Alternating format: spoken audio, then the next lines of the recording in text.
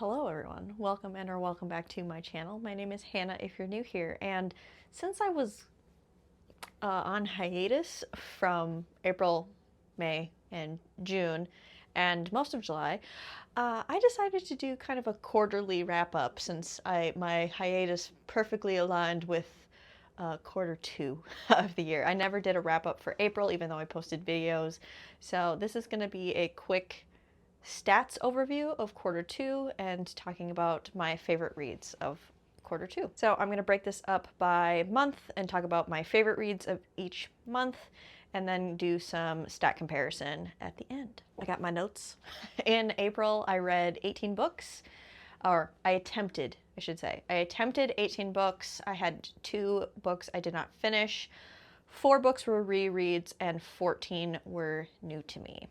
My average star rating for April was 3.98, and I only had 1 book that was less than a 3-star read, so it was a very good reading month, probably because I DNF'd those 2 books, so they didn't bring my average star rating down. My best books of April are The Earl That Got Away by Diana Quincy. This is a historical romance.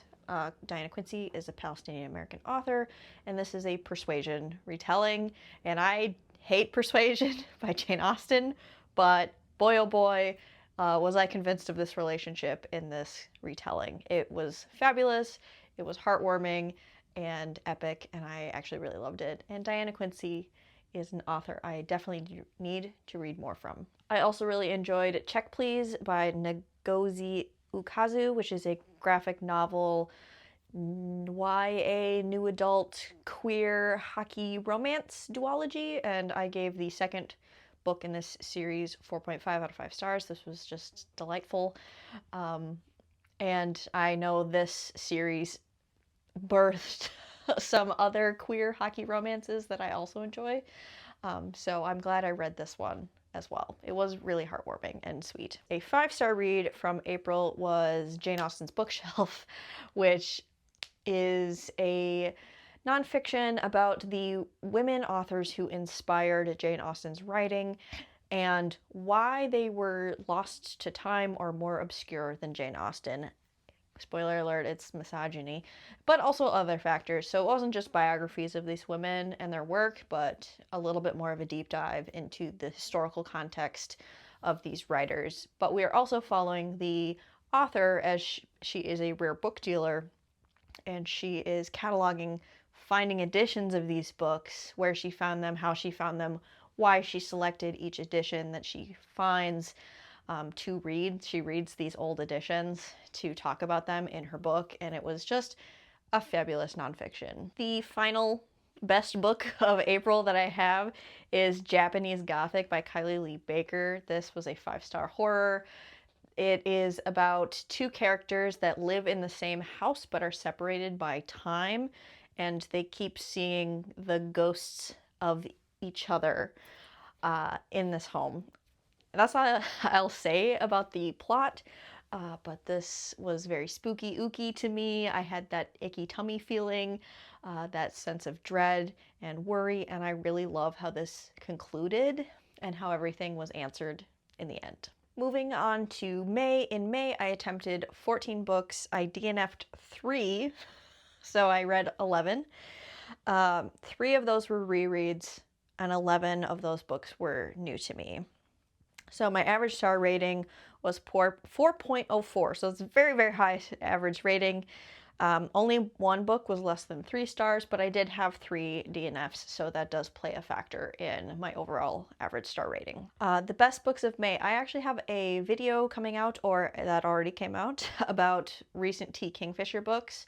And that video goes into depth about Snake Eater and Wolfworm by T. Kingfisher. These were both 4.5 out of 5 star T. Kingfisher horror novels that I really, really enjoyed, so go check out that video if you want more details about what these are about. One is a cozy horror, the other is a gothic, Southern Gothic horror. Other great books of May include The Night We Bet by Abby Jimenez. This is a boyfriend's best friend romance, which is very taboo, but somehow Abby Jimenez made me convinced of this relationship and that there wasn't really cheating in the sense that you think there is. Is this super messy, and is this not for everyone? Of course, but I really, really love this. Somehow Abby Jimenez just pulled it off for me, and cheating is one of my like hard stops in books, so take that as you will going forward. And that was a 4.5 out of 5 star for me. The last great book of May is The Caretaker by Marcus Kluwer. This was like 5-star read from me. This is about a woman who is very poor and has custody of her younger sister and is really on hard times. And so she goes on Craigslist to find a job and ends up taking a job that seems too good to be true because it is, where she is house sitting over the weekend. And the owner of the house has very strange instructions for her. This was eerie. This was emotional because the sister dynamic was really portrayed really well and made me feel for these characters. It was creepy. It was but it's also one of those horrors that's a little more unexplained.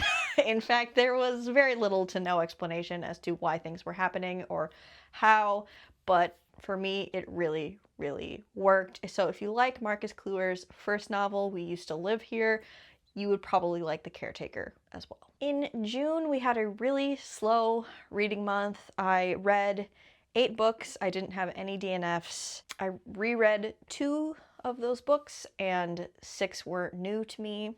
The average star rating was 3.84, so quite low. I mean, compared to the other average star ratings. So because I had fewer reads overall, and I did have a 1-star read in June, unfortunately. But we're not talking about books I didn't like in these months. We're only talking about the good books that, well, good is relative, but the books that I enjoy is what I'll say. So my favorite books of June include The Buffalo Hunter Hunter by Stephen Graham Jones, which is a historical horror, but also deals in the present timeline as well. And I gave this 3.75 stars, almost a 4-star read. I really appreciate what Stephen Graham Jones was going for in this horror novel. And the reason that I like reading horror is how it shines a light on real world horrors and atrocities, and I think Stephen Graham Jones does a really good job of this. He's just not my favorite horror author. I've read a couple of his books and kind of felt about this like 4-star range with him in the past, and for this one in particular, it was just a little bit long in the middle. This is a very long horror novel, but it was worth it in the end. So like how everything was wrapped up and tied together really makes it worth it, which is why it's like an upper 3, 4-star read from me. So I did like it. It just like sagged in the middle for me. A 4-star sci-fi, I haven't talked sci-fi yet, is We Lived on the Horizon by Erica Swyler. This is a quiet literary sci-fi, and it's sapphic. And this was about like a quiet uprising that's happening, but that's not the main focus. It's about these characters that aren't really involved in the uprising and the consequences of their higher up positions of power as they're realizing that the masses are coming for them to an extent. We also have artificial intelligence characters, which I thought was really interesting and went with the themes, and I just really liked it. This was a 4-star read. Not my favorite literary sci-fi, but I thought this one was solid. And then the best book I read in June was Heartstopper Volume 1 by Alice Oseman. I have since read 5 volumes of Heartstopper, and each one was 5 or 4.5 stars. This is a lovely, gay, contemporary sports. What do they play? Rugby.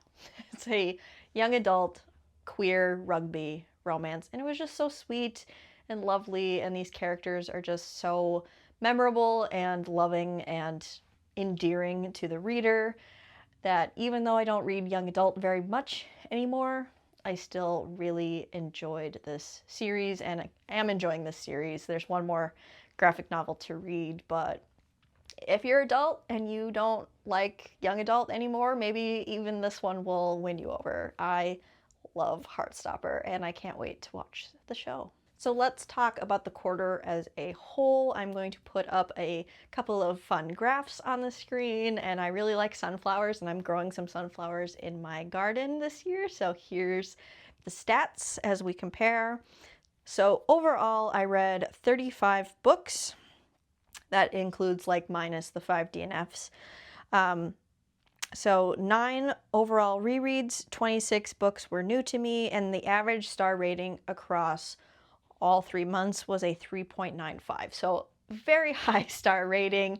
Of course, taking that with a grain of salt because I do DNF books. So my average star rating tends to skew high, and also most of my rereads are 4 or 5 stars. So that also is the reason why my average rating is super high.